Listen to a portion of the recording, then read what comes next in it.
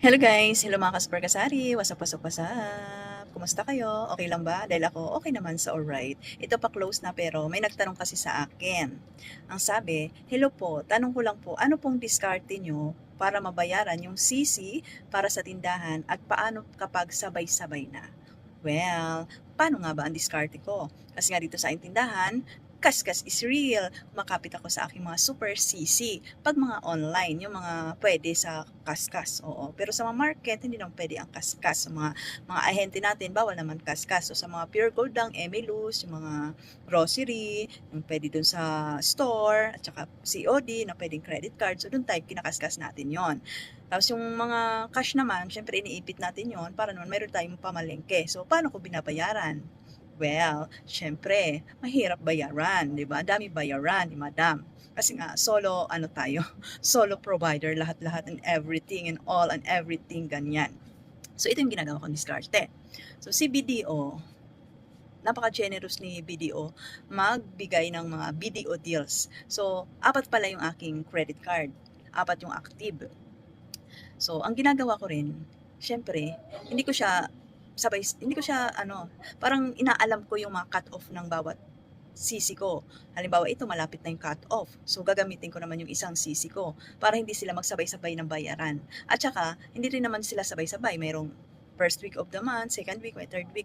So, pag alam ko ito, gagamit naman ako ng isang sisi, doon naman sa kabilang sisi. Pag medyo late pa yung sisi, so doon ko kinakaskas yung medyo malaki. At ito pa yung kagandahan din kay BDO.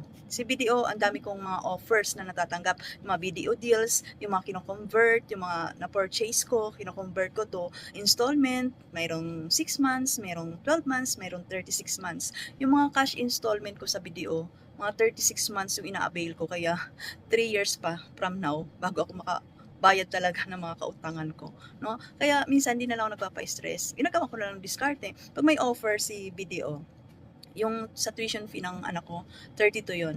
Nag-text si BDO Deals kung gusto ko raw i-convert to installment, with interest 0.88% lang. So, ang liit lang nun. Kesa naman, pag hindi ko to nabayaran ng isang buwan, ang laki ng interest, 3%. So, ang ginagawa ko na lang, kino-convert ko to installment.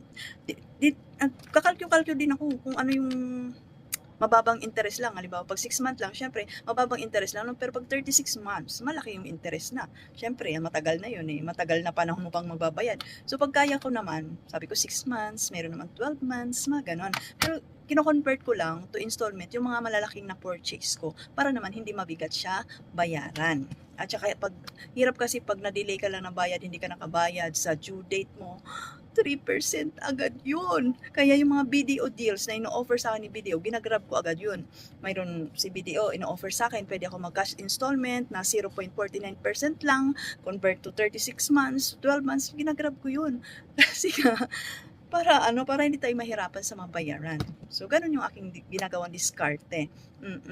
At saka syempre, ang credit card ko, ginagamit ko lang talaga siya tamang paggamit. Kaya dito sa aking tindahan, na alam kong mababayaran ko. At syempre, kunting personal, pero syempre galing din dito sa tindahan yung kukunin kong pambayad doon. Mga 0% interest, mga ganun lang.